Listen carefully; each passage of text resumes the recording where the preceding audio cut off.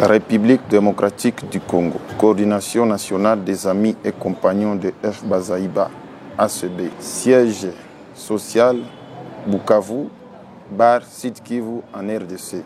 Point de presse. Mes chers compatriotes, comme vous le savez, je me mets à la disposition de la population du Sud Kivu en général, LC de Bukavu en particulier. Dans notre élite, nous avons toujours lutté contre les antivaleurs, non seulement au Sud Kivu, mais aussi en République démocratique du Congo. J'ouvre ce deuxième point de presse et le premier de ce mois de décembre pour demander au vice-gouverneur Jean-Jacques Elakano qu'il est le vice-gouverneur de la population du Sud Kivu et non d'une seule communauté tribu Bembe. Comment tout un vice-gouverneur peut usurper le pouvoir en se transformant juge? Les soi-disant pasteurs, à travers un audio à notre disposition, M. Jano Soumaïli, disant qu'il va brûler la Jeep de M. Ntamugale Baizire Kefa, parce qu'il est Mubembe, appuyé par M. Jean-Jacques Elakano. Je vous informe que, M. le vice-gouverneur, que les soi-disant pasteurs doit à M. Ntamugale Baizire Kefa une somme importante de $30,000. Nous précisons qu'à date du 30 octobre 2024 à 16h, Bahati Kachongero Dieudonné, officier de la police judiciaire à compétence générale, sur toute l'étendue du ressort, avait signé un PV qui montre que M.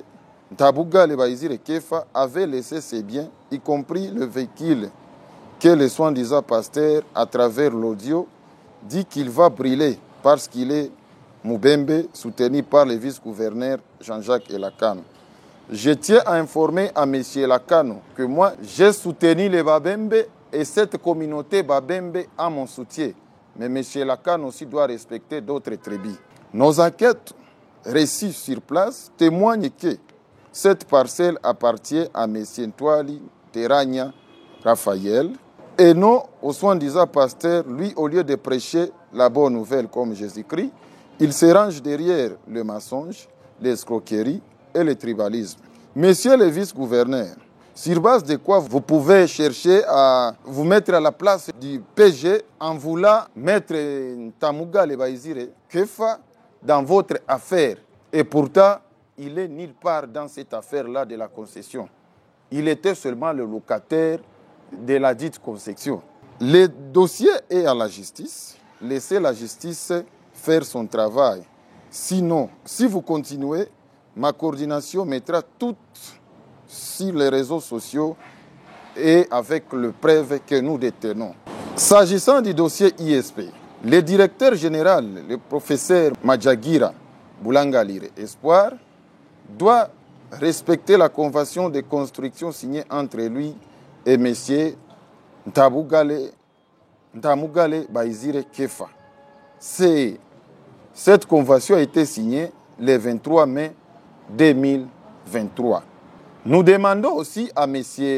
le DG de ne pas se transformer en juge pour aller se faire comme un magistrat en récupérant là où était scellé, il est parti déceler pour montrer qu'il est aussi, je ne sais pas quoi, comment les qualifier. Nous avons des preuves que nous allons mettre sur les réseaux sociaux dans les jours qui vont venir. Eu égard à ce qui précède, nous demandons à M. Jano Soumaïli de payer sans délai ni condition, au lieu de continuer à diffamer M. Kefa Baizire, d'être responsable de tous les biens laissés là où ont été prouvés par l'OPJ. Les montants à rembourser, je l'ai déjà dit, je n'ai jamais vu un pasteur escroc. Nous donnons une mise en garde aux gens qui continuent avec les diffamations, disant que M. Ntamugale Baizire Kefa aurait spolié l'hôtel de poste, dont il serait aussi locataire comme tout autre. À M. le directeur général de l'ISP de payer la dette de M. Ntamugale Baizire Kefa,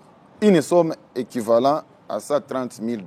À la justice de bien jouer son rôle, à l'autorité provinciale Magoufouli qui a mon soutien, d'être une église au milieu du village. Nous épargner de tout dire, parce que nous risquons de tout dire et mettre le vice-gouverneur ni. Que vive la République démocratique du Congo, que vive notre association Amis et Compagnons d'F. Bazaïba. Je vous remercie. Ombeni Munganga Jean-Paul qui signe la dite déclaration.